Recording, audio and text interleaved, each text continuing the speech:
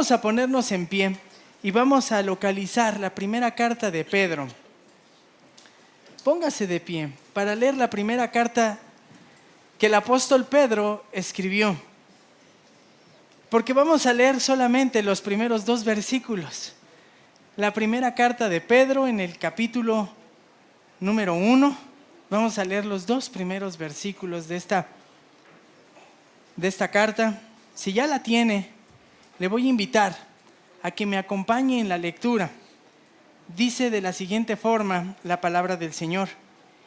Pedro, apóstol de Jesucristo, a los expatriados de la dispersión en el Ponto, Galacia, Capadocia, Asia y Bitinia, elegidos, según el previo conocimiento de Dios Padre, por la obra santificadora del Espíritu, para obedecer a Jesucristo y ser rociados con su sangre.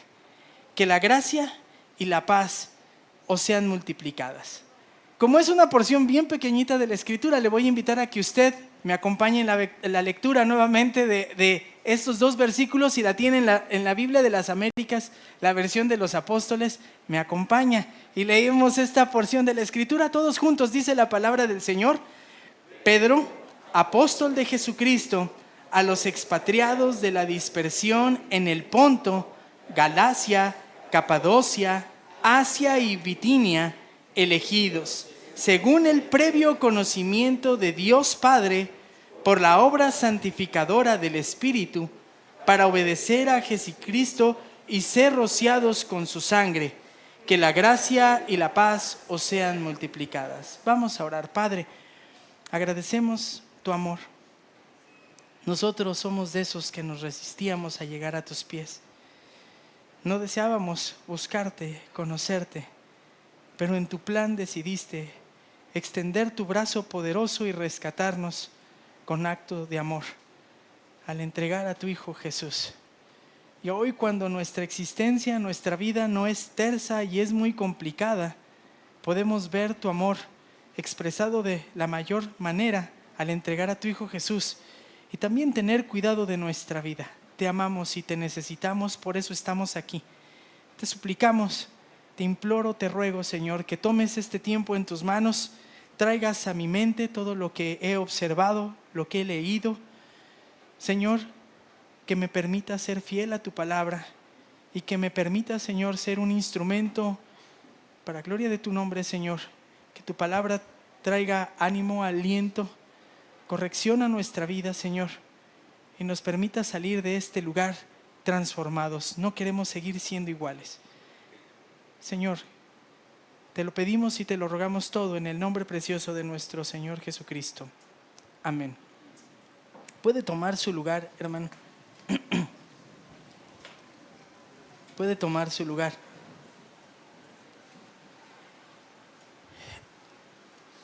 No se vaya a espantar, no vamos a empezar a estudiar un nuevo libro de la Biblia. No, en esta ocasión el pastor Santiago me dijo: Isaac, quiero pedirte que hables de la iglesia. Quiero pedirte que hables, tengas este día, por favor, y prediques acerca de la iglesia. Y entonces decidí tomar este texto, porque este texto, hermanos, es como una caja de regalo que usted la ve ahí, pero cuando la va desenvolviendo se sorprende, porque dentro de esa caja viene un regalo y cuando usted lo ve puede ver como un catalejo y dice: es un catalejo, es un caleidoscopio. No sé si le ha tocado ver los caleidoscopios, lo ve sencillito, pero cuando lo toma en su mano, lo pone en su ojo y lo ve a la trasluz y empieza a moverlo, ve que va tomando figuras simplemente sorprendentes. Me tocó recibir un caleidoscopio de pequeño y yo decía: ¿para qué me dieron esto? Está re feo, ¿no? ¿Qué es ese tubo? Y cuando lo tomé y lo empecé a ver, dije: ¡wow, qué bonito! Porque se forman figuras impresionantes. Este texto es muy parecido a un caleidoscopio, porque cuando uno lo ve y observa lo que hace el Señor en este texto, simplemente se sorprende. Y espero que usted me acompañe y se pueda sorprender de lo que dice. Bueno, primero, tener que decir de qué trata la primera carta de Pedro. Y seguramente es una carta que usted y yo hemos leído y que usted la conoce perfectamente. Pero déjeme darle un pequeño resumen. Esta es una carta circular que fue escrita por un hombre llamado Simón, de sobrenombre Pedro. Nada agradable ese sobrenombre. Imagínense que le digan a usted, eres una piedra, mano. No, yo no sé si lo recibiría tan bonito, pero era Simón Pedro. Y entonces Pedro, este Simón, aquel que fue discípulo del Señor, es el que escribe, el apóstol del Señor Jesucristo. Y escribe esta carta cerca del año 60. Algunos la datan en el año 60, otros dicen cerca del año 64. Y la va a escribir, según los eruditos, dicen que la escribe desde Roma. Algunos dicen desde Roma, otros dicen no, Babilonia. Bueno, es que los eruditos dicen, cifró el nombre de Roma y diciendo es desde Babilonia, porque Roma estaba saturada de idolatría como Babilonia. Entonces los eruditos dicen, sí la escribió desde Roma en el tiempo de la gran persecución. Y fue dirigida precisamente a cristianos que se encontraban en la provincia de Asia Menor. Y si usted me dice, pues ¿en dónde es esto? Háblame con claridad, no se preocupe, en un ratito vamos a poner un mapa y lo vamos a observar. Pero si usted ubica un mapa, el Google Maps, ahorita no lo abre, y busca Turquía, esa era Asia Menor. Lo que hoy es el país de Turquía era la provincia de Asia Menor. Y entonces les escribe a los creyentes que estaban dispersos en todo ese lugar con el propósito de animarlos. Sabía que estaban sufriendo a causa de la persecución y entonces les escribe para animarlos, alentarlos, porque vivían persecución grande. Les estaba costando la vida literalmente a los hermanos, a manos de los griegos y de los romanos. De eso se trata esta carta. Yo le voy a invitar una cosa, léala en su casa.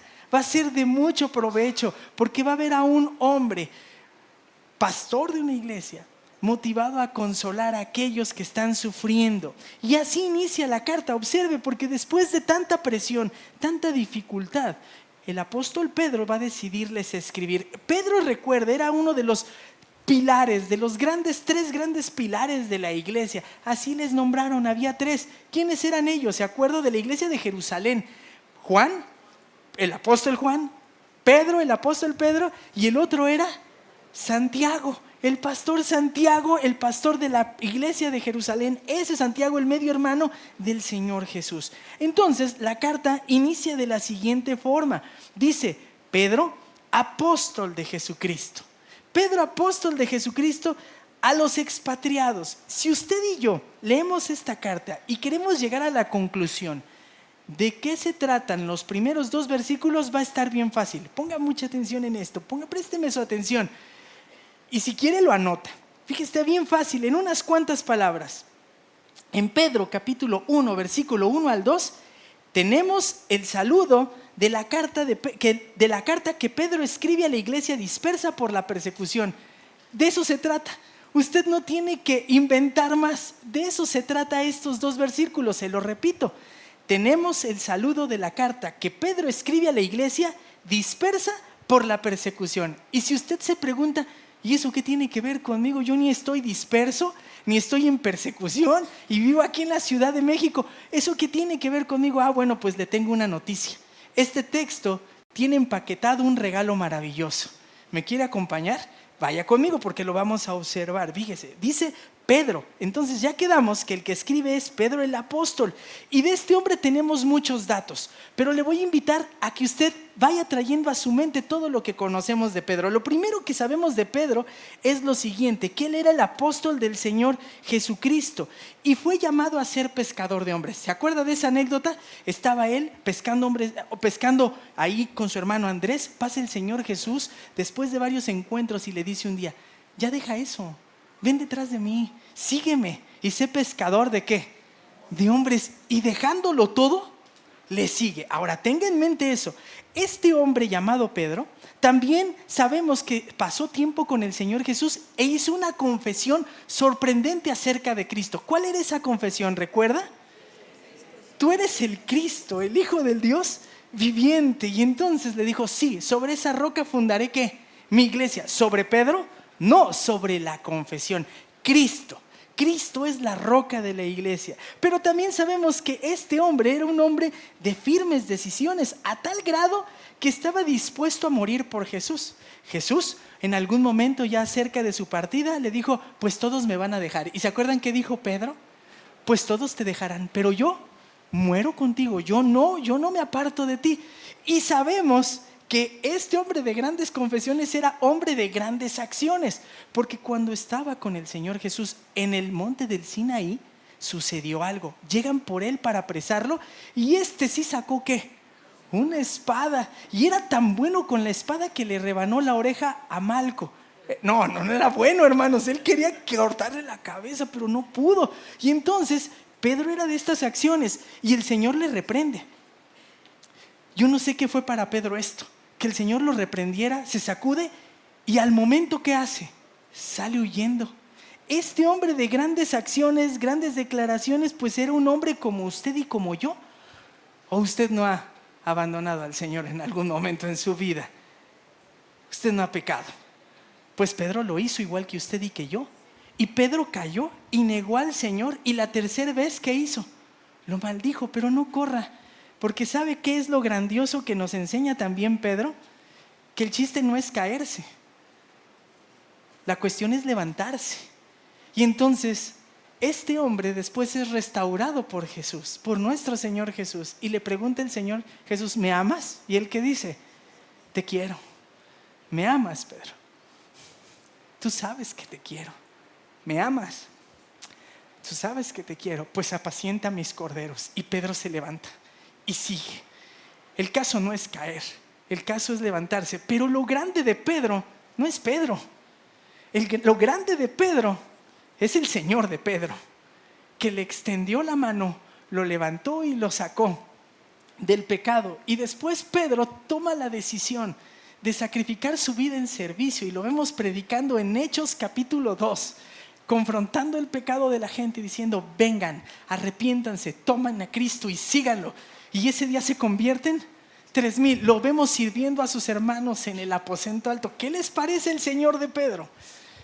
Tremendo. Con esto podríamos irnos y decirnos: Señor, haz la obra de Pedro en mí, transforma mi corazón, ayúdame. Pues este Pedro es el que hace la escritura, dicta esta carta, y Silas la escribe. Pero ¿sabe qué es lo maravilloso? Siempre me sorprende lo siguiente. Siempre me sorprende que usted no ve arrogancia en los escritores bíblicos. Pedro no empieza su carta diciendo: pues hermanitos, les escribe el apóstol, alíñense. No, hermanos, él empieza humildemente diciendo: sí, soy Pedro, ese pescador que falló y que tuvo que ser restaurado, y hoy vengo a consolarlos. ¡Qué maravilloso! Pero tiene que decir que es el apóstol de Jesucristo, no por arrogancia. Era una costumbre poner el remitente al inicio de los escritos en ese tiempo. Y un apóstol era una persona enviada con plena autoridad. Era el representante legal de Jesús y de su mensaje. Y en palabras de algún comentarista dice: pues este es el maravilloso mensaje, el mensaje glorioso que transforma vidas. Por eso tiene que decir: soy Pedro, el apóstol de Jesús. Pedro era el heraldo, dice William MacDonald, el comentarista, cita: heraldo de un mensaje glorioso y transformador. Cierro la cita. ¿Se da cuenta? Por eso era necesario presentarse así. Y era Pedro el apóstol. Entonces imagínense, recibe esta iglesia perseguida la carta de Pedro, el apóstol, el que le tocó ver todo el ministerio de Jesús. ¿Ustedes creen que la recibieron? Pues sí, pues luego la leemos. No, hermanos, yo creo que dijeron: llegó carta. Y todos corrieron, hermanos, buscaron que se leyera esa carta. Qué maravilloso, ¿no? Yo espero que así corramos en las mañanas a leer la Biblia. Me toca leer Pedro, córrele, porque es el escrito del apóstol. Vamos a ver qué dice la Biblia. Bueno, pues este Pedro escribe. Y entonces, vea lo que dice. Pedro, apóstol de Jesucristo. ¿A quiénes, hermanos? A los expatriados. ¿Y a quiénes más? De la dispersión. A los expatriados de la dispersión. Y aquí, hermanos, hay algo bien curioso, porque a simple vista esta es una frase sencilla. ¿Qué es un expatriado? Mire que hoy está de moda. ¿Qué es un expatriado? Alguien que sale de su hogar. Un expatriado, literalmente, un expatriado es alguien que sale de su casa, que vive ajeno en su tierra, que está fuera de su lugar de origen. Eso es un expatriado. Y luego les dice, están en la dispersión, para enfatizar. Si usted y yo leyéramos el griego, entenderíamos ahí la palabra que se nos traduce dispersión. ¿Y sabe qué la va a conocer? A los que están en la diáspora. ¿Qué es la diáspora, hermanos?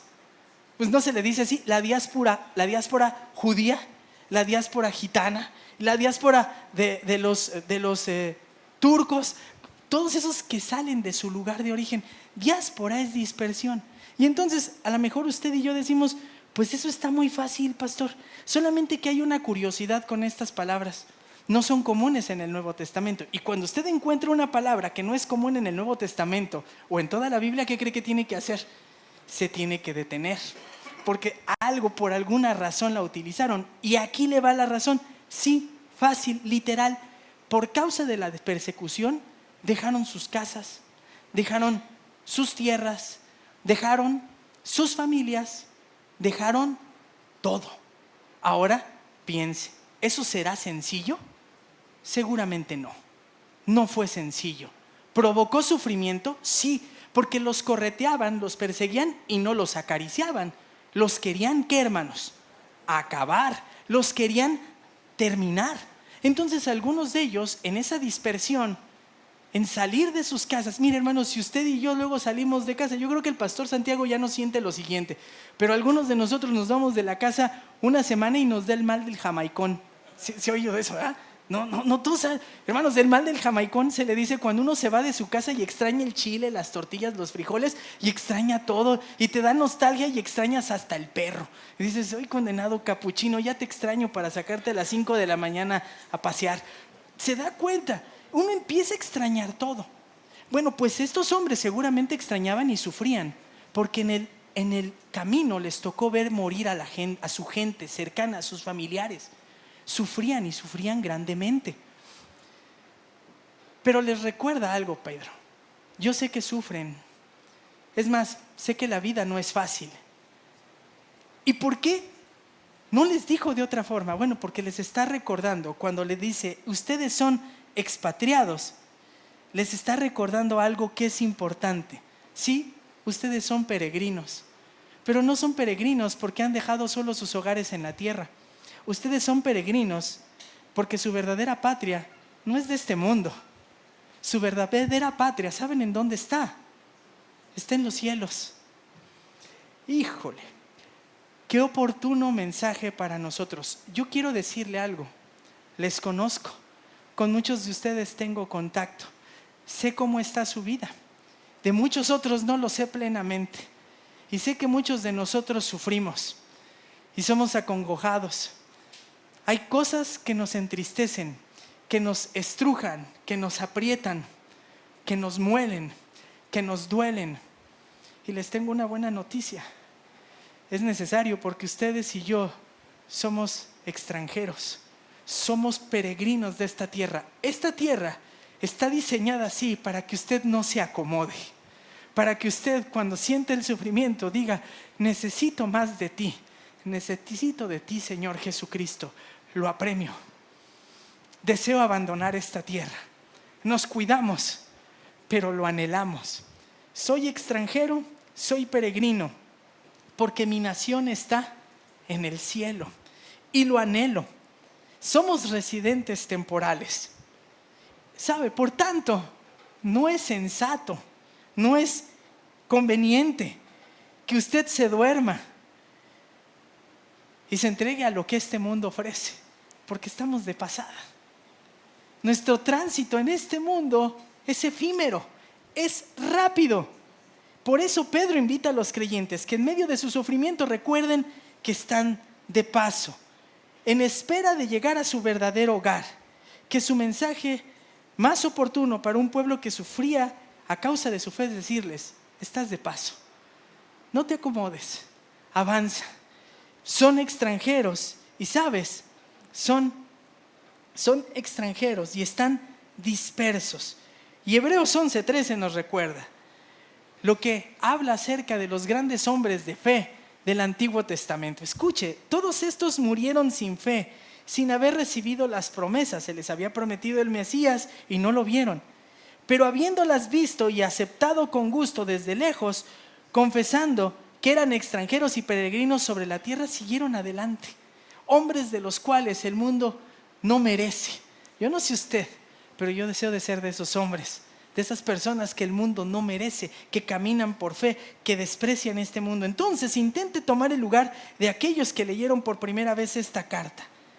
Y se les estaba recordando, es necesario que recuerden que son extranjeros y que están dispersos, pero un día serán reunidos y llegarán a su patria celestial. No se acomoden en el mundo. Y ahora nos va a decir Pedro algo más. Observe, porque estas personas que sufrían, tal vez usted puede tener en la mente y decir, ¿cómo me dices eso? Pero es que ellos eran tan reales como usted. Y sus sufrimientos de ellos, de esos hermanos, eran tan reales como los sufrimientos o las circunstancias positivas o negativas que está atravesando usted. ¿Sabe en qué vemos que son tan reales? En lo siguiente, el texto nos va a decir que están en la dispersión y nos dice, están en el Ponto, Galacia, Capadocia, Asia y Bitinia. Y ahí va a aparecer el mapa.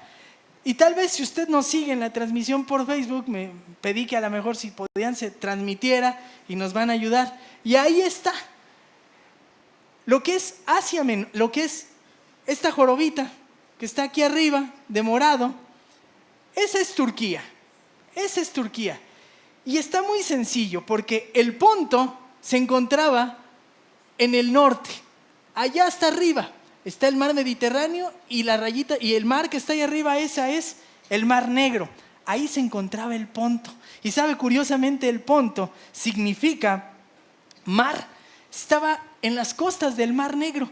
Esa es una región que en el Google Maps, si usted hoy busca, ahí está, sigue estando. Nos dice que la iglesia que había nacido aquí en Jerusalén, en esta zona, pues había salido correteada por la persecución de Esteban y se regó. Pero cuando llegaron otras persecuciones se dispersaron hasta toda lo que es Turquía y habían llegado hasta lo más al norte, al Ponto. Luego nos dice también que estaba la carta dirigida, tenía que leerse en todas partes y también tenía que leerse en Galacia. Esta segunda región también fue famosa porque se le llamaba Anatolia y en su tiempo César Augusto en el año 25 la hizo provincia. Es más, un hermano salió de esa región, un hermano que se llamaba Aquila y su esposa Priscila. ¿Se acuerdan de ellos? Misioneros. Ellos salieron precisamente de esta zona. Y también Capadocia. Y Capadocia era un poquito más hacia su derecha, viéndome, ahí está Capadocia. Esa parte, fíjese, curiosamente Capadocia significa provincia de los buenos caballos. Ya se imagina qué había en ese lugar, ¿verdad? Capadocia. Entonces, ahí estaban. Curiosamente, ¿sabe? En el día de Pentecostés había personas judías, ¿de dónde? De Capadocia. Híjole, pues de todas formas creo que no voy a alcanzar. Es que me están pasando ahí algo para señalar, pero creo que no voy a alcanzar. Y Asia, nos dice también que los creyentes estaban en Galicia, Capadocia, Asia. Asia sería hacia el mar Egeo, hacia acá, hacia donde está Turquía, por este lado, hacia donde está Grecia, el mar Egeo, ahí está esta zona de Asia Menor. Y curiosamente en Asia había ciudades importantes e islas trascendentes. A ver, ¿a qué le suena? En Asia estaba la ciudad de Pérgamo. ¿Por qué le suena Pérgamo? ¿Qué hay en Apocalipsis? Una carta escrita ¿a qué iglesia? A Pérgamo. Pero la capital de Asia era Éfeso. ¿Qué había en Éfeso? Una iglesia fiel que amaba al Señor y amaba la palabra. ¿Se acuerdan? Después, en Asia también estaba la isla de Patmos. ¿Qué se escribió en Patmos? El Apocalipsis. ¿Se da cuenta? Había creyentes ya por todas estas zonas. Y por último, Bitinia. Bitinia es un poquito más al centro antes de llegar al norte. Ahí está, usted puede revisar el mapa. ¿Por qué es importante decirlo así? Muy rápido. Son ciudades reales, en regiones reales, dirigida a personas reales que tenían sufrimientos reales. ¿Qué cree que pasa con usted? Y de todo esto tenía control Dios. Su vida es real. Sus sufrimientos son reales. Sus situaciones son reales. Y al igual que Dios tenía control de aquello, sigue teniendo control real de su existencia.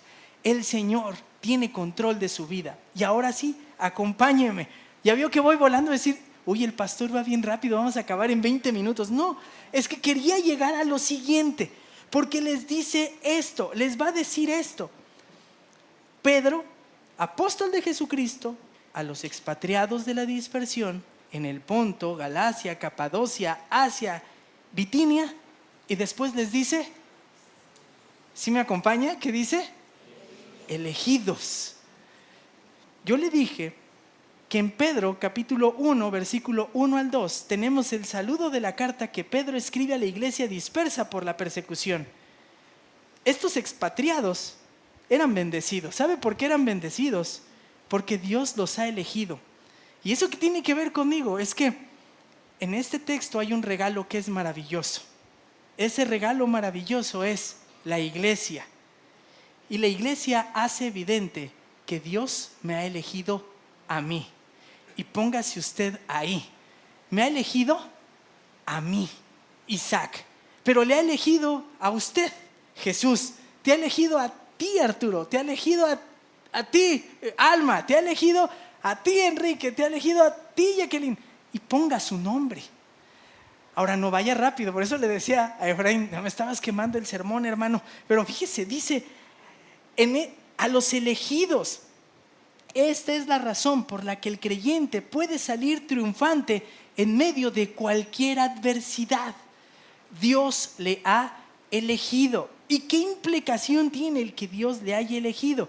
Bueno, le ha elegido para salvación. Y decía hace rato, Efraín, ¿salvos de qué? Pues salvos de lo siguiente, salvos de la condenación eterna. Le tengo una noticia, si usted nos acompaña por primera vez y no ha aceptado a Cristo, tengo de decirle que tiene un problema que es mayúsculo, con letras mayúsculas. ¿Sabe cuál es, hermanos? El problema que tiene la gente que no se ha reconciliado con Dios es que la condena eterna está sobre él. No, pero todos somos hijos de Dios. No, todos somos creación de Dios, pero no todos somos hijos de Dios. No, porque el que tiene la naturaleza de Dios busca a Dios y vive agradando a Dios, pero el que no tiene la naturaleza de Dios tiene la otra naturaleza, y su padre es, no se espante, tiene que decirlo, padre es el diablo. Por cuanto todos pecaron y no alcanzan la gloria de Dios. El mayor problema de la humanidad es estar separado de Dios. Y fueron llamados los elegidos a obtener la salvación por medio de Cristo. Potencialmente, ¿entendemos lo que nos decía hace rato mi hermano Efraín? Potencialmente Cristo murió ¿por quién? Potencialmente para salvar a todos. Pero la muerte de Jesús se aplicó efectivamente solo por ¿quiénes? Por los elegidos. Ya se percató, y usted y yo tenemos que avanzar en esto. Siendo justificados, dice Romanos, gratuitamente por su gracia, por medio de la redención que es en Cristo Jesús, a quien Dios exhibió públicamente como propiciación por su sangre a través de la fe, como demostración de su justicia, porque en su tolerancia Dios pasó por alto los pecados cometidos anteriormente para demostrar que en su tiempo su justicia, a fin de que Él sea justo y sea el que justifica al que tiene fe. ¿En quién? En Jesús. Dios eligió a algunos para salvación. Ahora usted y yo podríamos pensar, pues eso es injusto. Eso es injusto. ¿Cómo que Dios me eligió? ¿Y por qué no eligió a todos? Bueno, es que usted y yo siempre tenemos que estudiar la Biblia y analizar su contexto inmediato y después el contexto total de la Biblia. Y las enseñanzas así se filtran. Y lo que tenemos que observar es que la Biblia enseña que Dios eligió a algunos. Eso lo enseña la Biblia. Aquí usted lo está viendo y no nos podemos hacer para un lado. Eso enseña. Pero la Biblia, ¿qué cree? También enseña otra cosa. Que el ser humano, que las personas somos responsables de aceptar o de rechazar ¿a quién? A Cristo. Somos responsables de rechazar a Jesús. Lo corrijo. Somos responsables de rechazar a Jesús. ¿Se acuerda de Juan 3:16? ¿Qué dice Juan 3:16, hermanos? Porque de tal manera, ¿qué hermanos? Amó Dios al mundo. ¿Para qué? Para que todo aquel que en él crea no se pierda, ¿qué? Mas tenga vida eterna. ¿Y qué dice Juan 3:19? Ese es más difícil, ¿verdad? Ese es más difícil, pero también dice algo importante. Y este es el juicio, que la luz vino al mundo y los hombres amaron más las tinieblas que la luz, pues sus acciones eran ¿qué? Las dos cosas las enseña el texto, ¿se da cuenta? No es injusto. ¿Sabe qué era lo justo? ¿Sabe qué era lo justo? Que todos hubiéramos sido condenados. Que todos fuéramos a parar a la condenación eterna, separados eternamente de Dios. Eso era lo justo. ¿Quiere justicia? Eso era lo justo. Entonces, ¿por qué Dios elige? Porque así Dios expresa gracia, misericordia, amor. ¡Qué maravilloso! Todo aquel que hoy se sienta y dice, yo he creído en Cristo Jesús, tiene que reconocer que sobre él ha sido derramada la gracia, el amor, la misericordia, la paciencia, la bondad de Dios. Y Dios le escogió, le eligió. Ya me cacha. ¡Qué asombroso! Esto es maravilloso. Nos debe de robar el corazón. Dios solucionó nuestro mayor problema. Nuestro mayor problema está resuelto. Esta vida es un curso pequeño. ¿Cuánto será? Voy a poner una buena edad, hermanos, porque no quiero que se me expanden. Pero vamos a poner 120 años, 110, 100.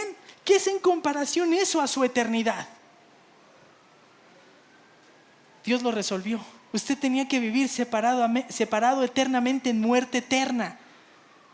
Y Dios dice, solamente vive unos cuantos años porque te espera la eternidad. Vas a tu nación, a tu patria, vas al cielo y vas a disfrutar de mi presencia. ¡Qué maravilloso! Pero aquí necesitamos ahondar en algo más. Elegidos. ¿Qué fue lo que llevó a la elección? ¿Qué fue lo que llevó a la elección? Observe. Elegidos según el previo conocimiento de Dios. Y quiero utilizar esto para decir algo. Sí, es que Dios sabía. Dios tenía una presciencia. Él ya sabía a quién había elegido. Y algunos dicen, sí, bueno, es que aquí lo que vemos es que, observen esto, hermanos, como no es cómodo decir que Dios eligió, porque en una mente que no acepta la decisión de Dios, porque eso le podría catalogar como injusticia, dice, no, es que Dios no puede hacer eso, porque si hace eso, entonces Él es el responsable de la condenación. Ya dijimos que no. Ya dijimos que Dios es quien salva y el hombre es el quien. La Biblia también enseña que el hombre es el que se condena porque rechaza a Cristo. Ok. Y dicen algunos, es que esta presciencia hace lo siguiente. Es que como Dios en su omnisciencia sabía quién iba a decidir por Él, por eso los anunció antes. No, eso no puede ser. ¿Sabe por qué no puede ser esto, hermano? Le digo por qué no puede ser esto. No puede ser por la siguiente razón. No puede ser por la siguiente razón. Si usted y yo pensamos en esto, entonces empezamos a tener problemas. Porque le estamos dando a su persona la capacidad de ¿qué, hermanos? De proceder al arrepentimiento. ¿Y esto es factible o no, hermanos? No, porque la Biblia, ¿qué nos enseña? La Biblia nos enseña que del hombre no puede nacer esta necesidad. No hay quien busque a Dios. No hay uno que. No hay uno solo que busque a quién, hermanos. No hay uno solo que busque a Dios.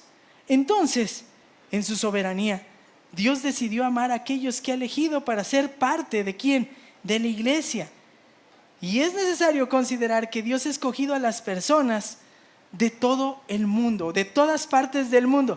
Siéntase bendecido por esto, ¿o no?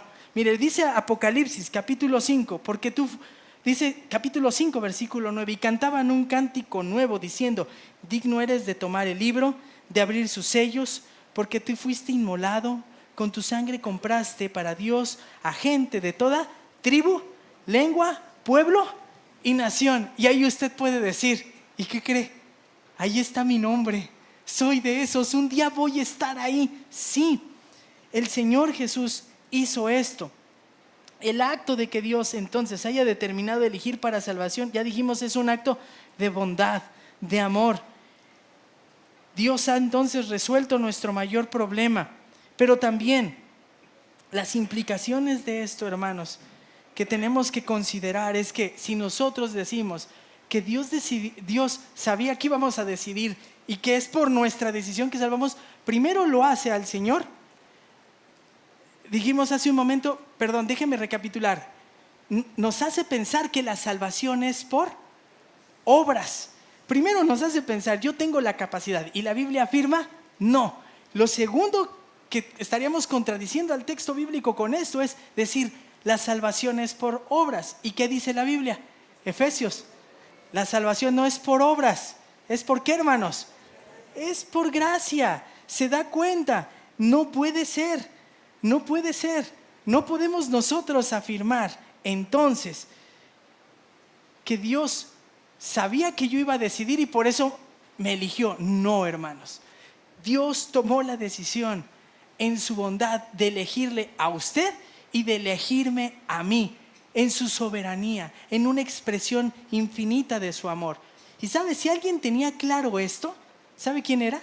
Era el apóstol Pedro, porque él era de nación judía y sabía lo que decía el Antiguo Testamento y sabía que en Deuteronomio se había afirmado que Dios había elegido al pueblo judío no porque fuera el mejor pueblo, el más grande, el más fuerte, es que escogió al pueblo más insignificante, a lo peor de las naciones, para usarlo como su vocero, para que se diera a conocer la majestad de Dios.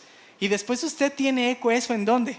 En el Nuevo Testamento, porque, no se me ofenda, pero aquí le va, porque de lo vil y despreciado de este mundo, de ahí me tomó a mí. ¿Y qué cree? Le tomó a usted. De ahí nos tomó. Es expresión de su gracia, de su bondad. ¿Sí queda claro, hermanos? Entonces, en medio de este saludo que el apóstol Pedro escribe a la iglesia dispersa por la persecución, vemos que estos expatriados eran bendecidos porque Dios los había elegido. Pero ¿sabe también por qué? Porque Dios los había salvado. Y entonces, usted y yo nos damos cuenta que la iglesia es un regalo maravilloso, porque para entrar a la iglesia usted necesita la elección de Dios, que Dios en su bondad le haya elegido sin un mérito personal, sin nada que usted haya hecho.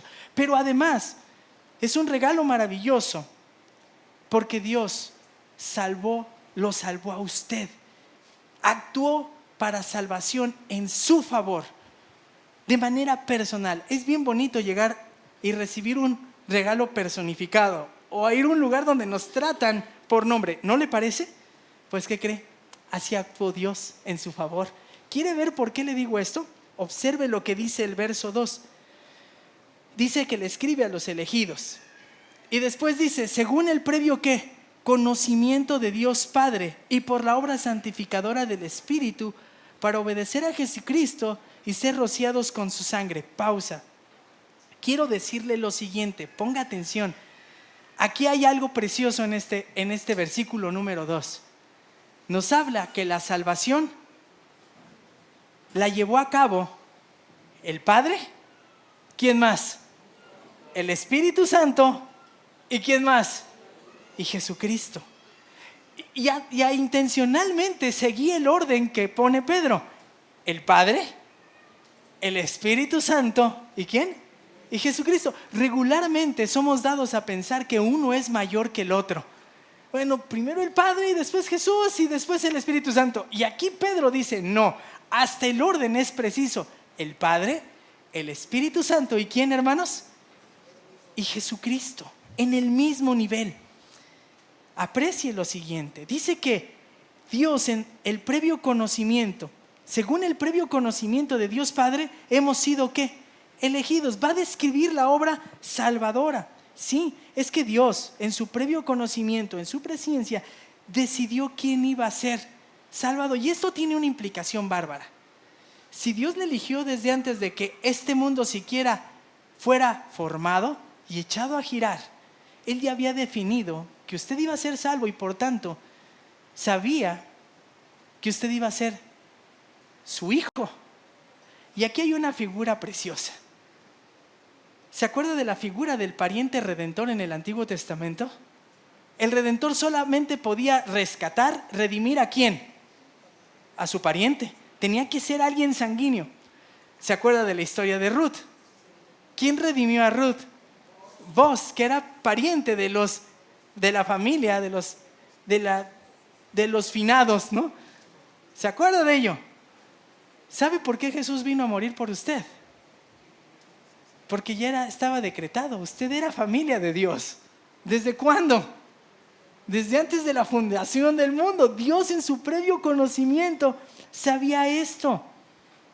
Apunta la decisión de Dios de elegir a alguien previo, con un conocimiento previo, apunta a una intención eterna, predeterminada. Se empeñó Dios en salvar. ¿Qué le parece? Cuando le digo esto, Dios se ha empeñado en salvarle. No es inexacto. Y usted no tiene otra cosa que decir: ¡qué barbaridad! ¿Por qué se puso sus ojos en mí? Pues no es por nada bueno que usted y yo hicimos, simplemente es la gracia de Dios. Y algunos piensan, hermanos, entonces, como decíamos, que este pensamiento se da. Dios decide elegir porque sabía quién iba a hacerlo. Eso es incorrecto. Ya dijimos que todo radica entonces en el Señor. Dios decidió rescatar a los hombres. Y aquí es la acción del Padre. Pero después observe, según el previo conocimiento de Dios Padre, por la obra santificadora, ¿de quién? Del Espíritu.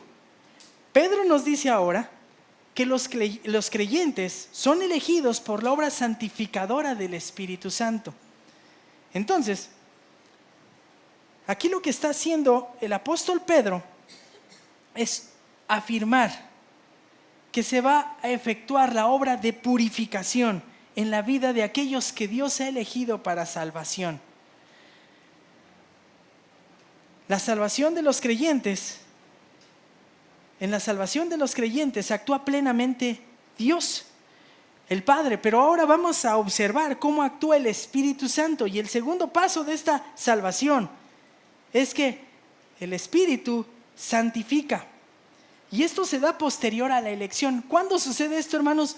Pues usted no va a ver las etapas claramente. Simplemente cuando a alguien se le predica y escucha el mensaje y dice: es verdad, reconozco que soy un miserable pecador. ¿Se acuerda de ese día en su vida que se ve descubierto y dice: no puede ser, soy de lo peor, necesito arrepentirme? Dios ha decretado algo en la eternidad pasada. Él va a ser mi hijo, es mi hijo. Y entonces llega un punto determinado en la vida en que el Espíritu Santo actúa de manera efectiva y nos aparta. Le voy a hacer una pregunta. ¿Cuántas veces le predicaron a usted? ¿Se acuerda de sus reacciones? Yo sí. Yo me burlaba, me reía. Decía: no, me vas a venir con eso. Y una, y otra vez. Hasta que un día me enojé con mi papá, que me invitó a la iglesia. Dije: le fue a decir lo que hago. Y entonces el predicador, que venía de Estados Unidos, ya parece que mi papá iba a hablarle a un predicador americano, dice: pues ni te enojes, nadie me vino a contar tu vida. Literal, hermano, así lo dijo ese día en la predicación. Simplemente te estoy leyendo lo que se conoce como manifiestas son las obras de la carne. Híjole, ya se imaginará cómo andaba, ¿verdad? Y ese día dije: perdóname, Dios, miserable soy, levántame, no puedo seguir igual. Y ahí Dios aparta. ¿Cuándo lo apartó usted? Porque el Espíritu Santo hace este ministerio impresionante. Es el que aparta a las personas para que pertenezcan a Dios. En la eternidad pasada, Dios conoció anticipadamente y eligió a hombres y mujeres. Y en un momento determinado el Espíritu Santo actúa y hace patente esta elección en la vida de las personas. ¿Sabe? El evento es descrito en esta frase. Y tiene su lugar antes de que la persona siquiera diga algo.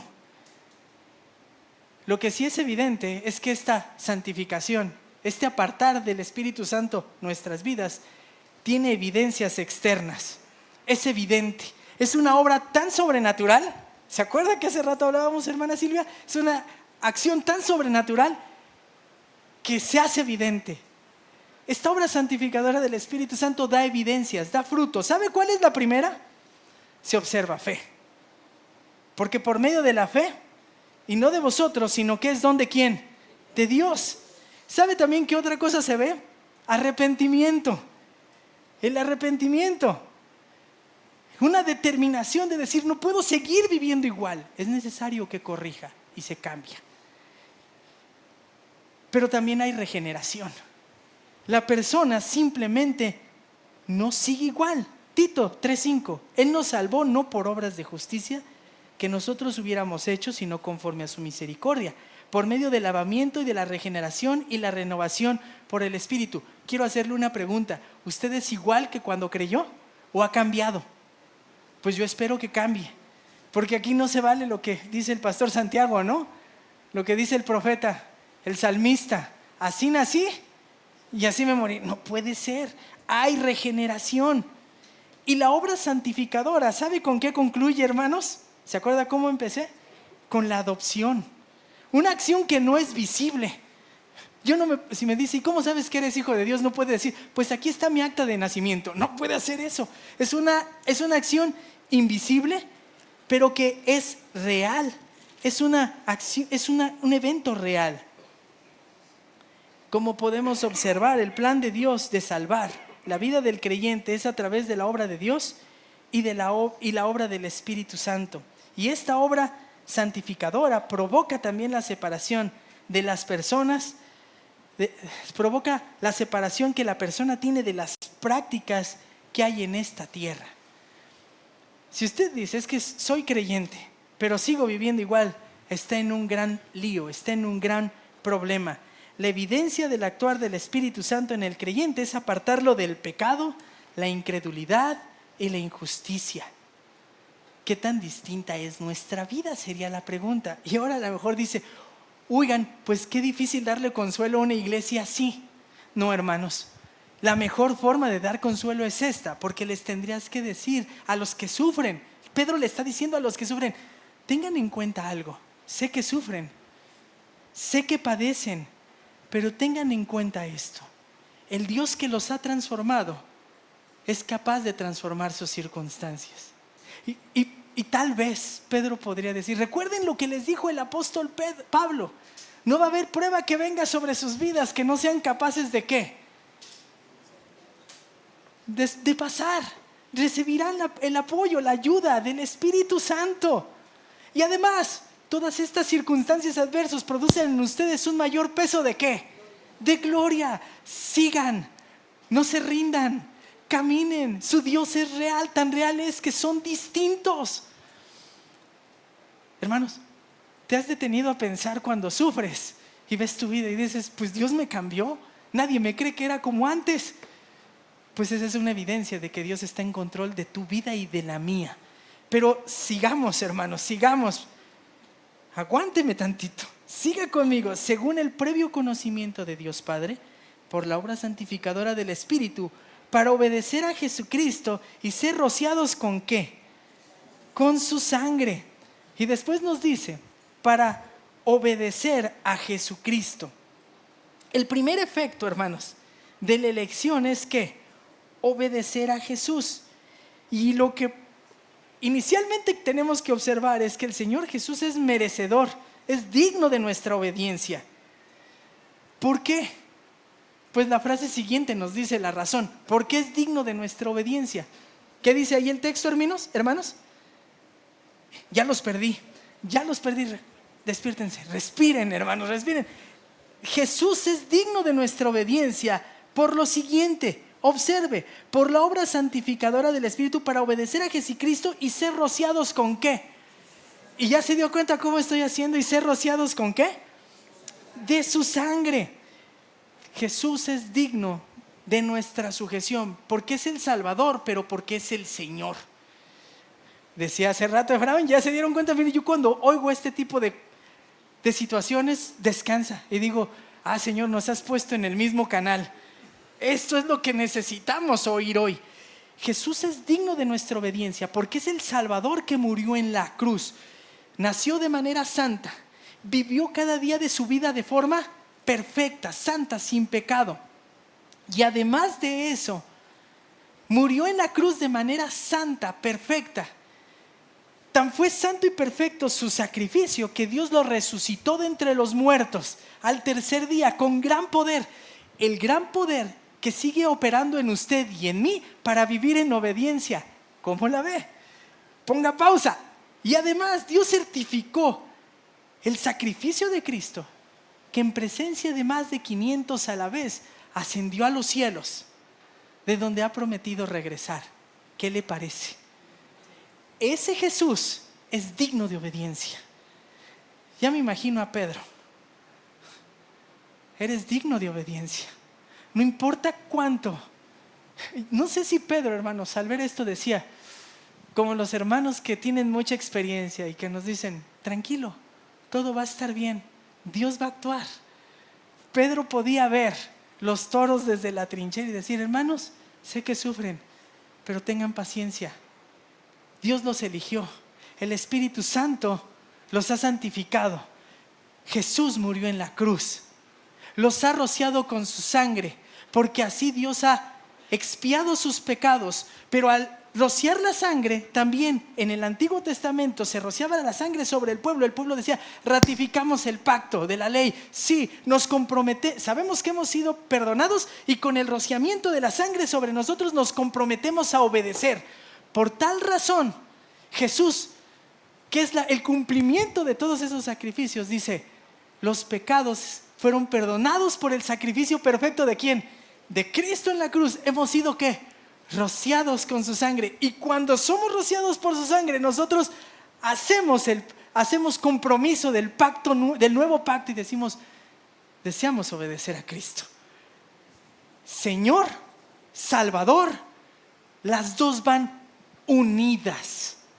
Usted y yo no podemos decir, Cristo es mi Salvador, pero no mi Señor. Y sabe, creo que nadie abiertamente se atrevería a decir eso, ¿verdad? Nadie, espero que no. Y si no, pues nos esperamos en la oficina. Espero no.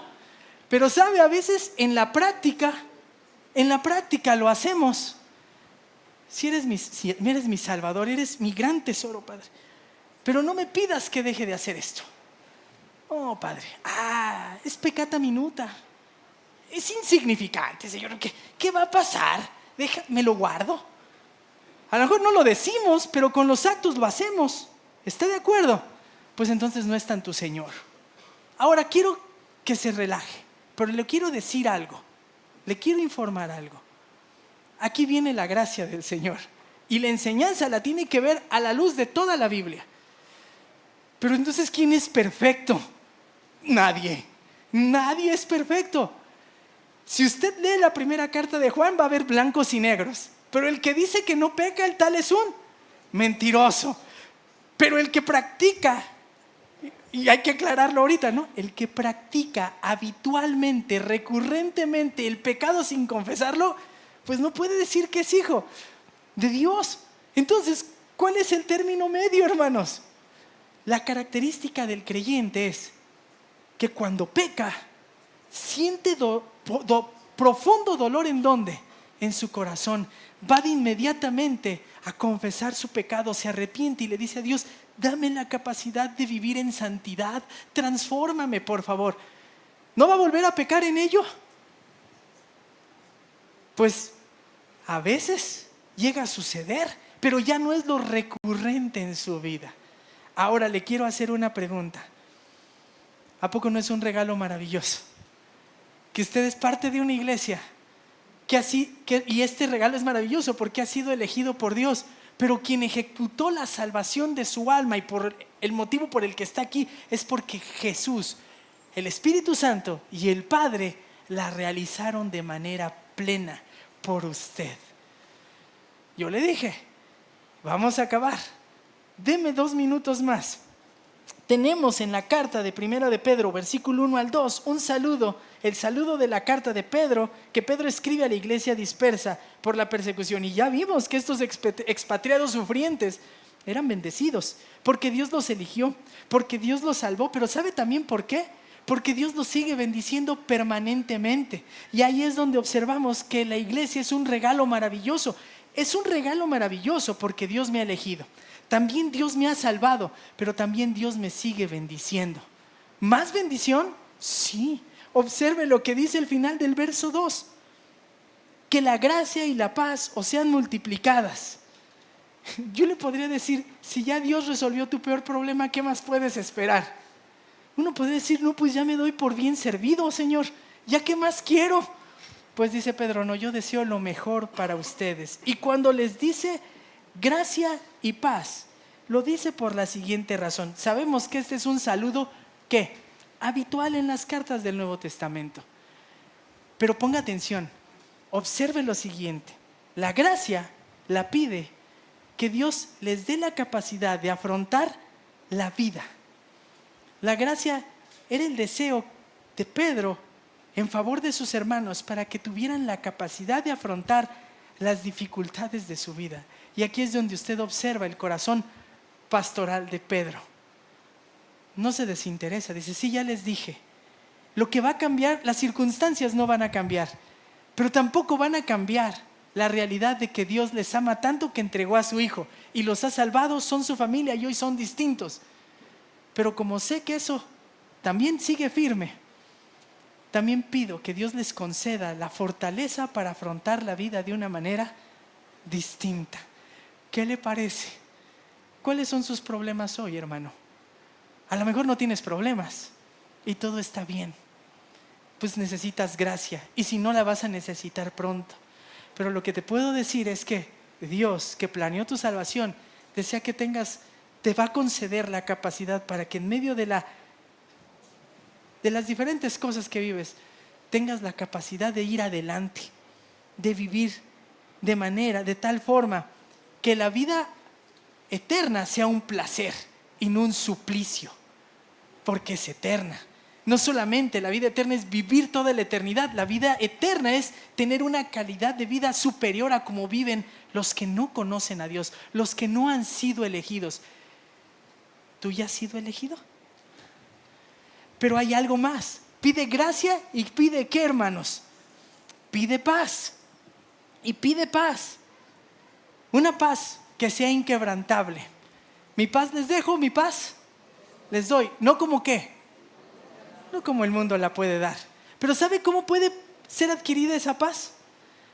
Esa paz que te permite conciliar el sueño, que te permite estar tranquilo, se obtiene solamente de saberte reconciliado con Dios y de saber que Dios es el que, hermano, lo tiene tomado de la mano y está caminando con usted, y cuando usted no puede más, lo carga, lo lleva en sus brazos y lo toma como oveja sobre sus hombros.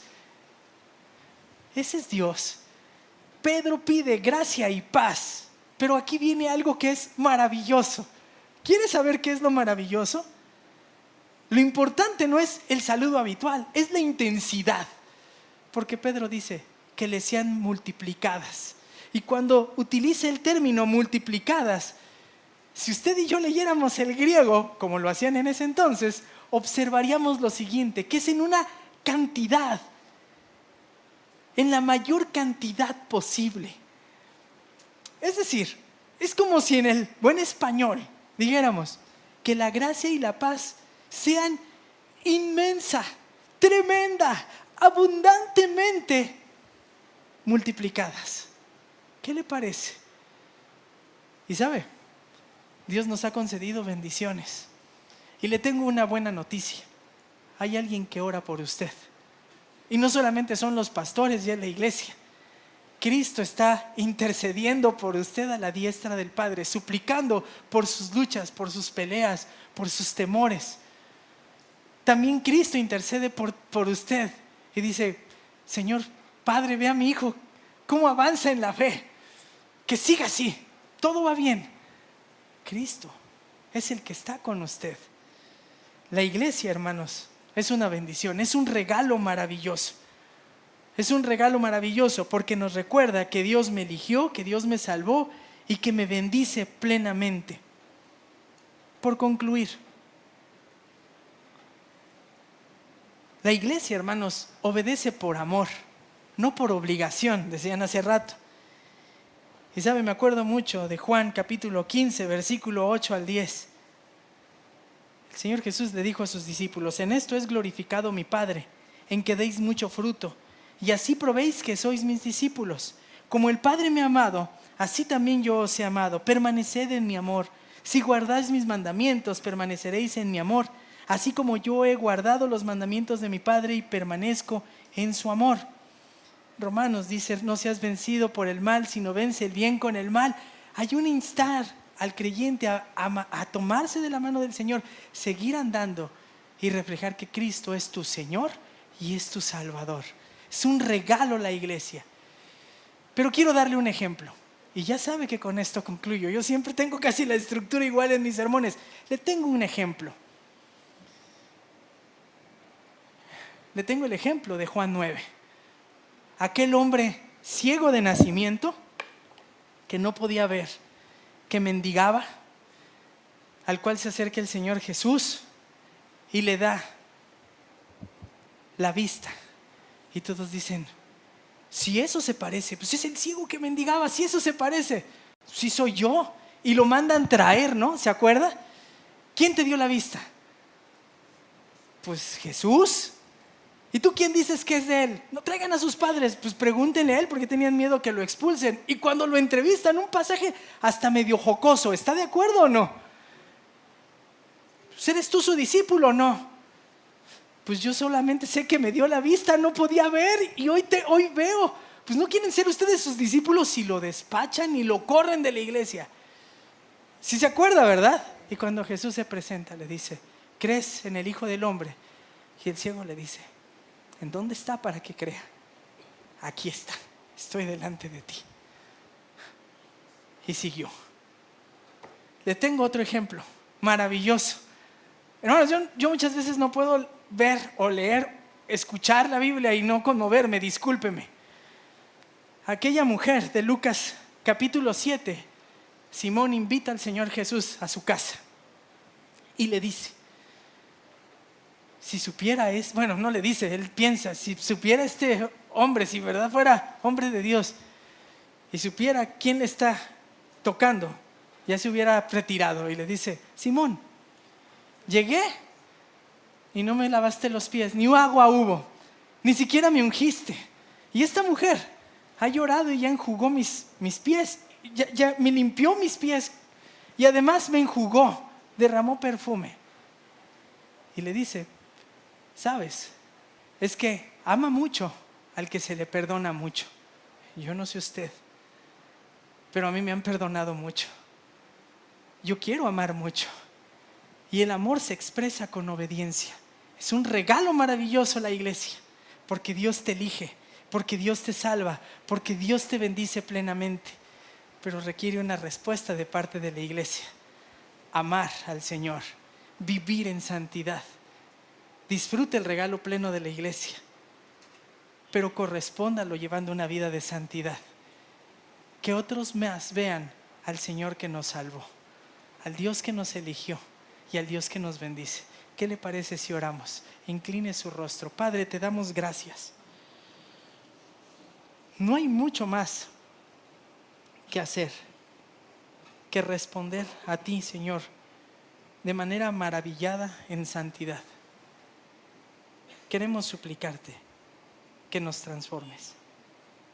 Cuántas gracias te damos que en el momento oportuno nos rescataste, nos trajiste a ti.